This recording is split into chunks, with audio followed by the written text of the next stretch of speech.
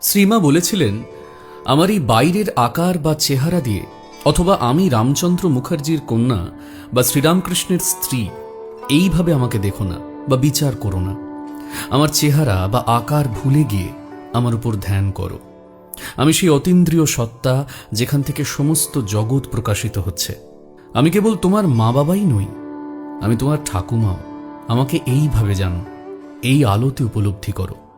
পরবর্তীকালে স্বামী ভাস্করেশ্বরানন্দ জিজ্ঞাসা করেছিলেন, এটা কি দার্শনিকভাবেও সত্য যে আপনিই মা, জগৎ প্রসবিনীর ঘনীভূত মূর্তি? তিনি তখন দর্শন শাস্ত্রের MA ক্লাসের ছাত্র। স্বভাবতই তাঁর মনে এই চিন্তা উঠেছিল। এই বিষয়ে শ্রীমা অত্যন্ত জোরের সঙ্গে বলে উঠেছিলেন যে হ্যাঁ, তিনিই সেই পরম তত্ত্বের আদি শক্তি।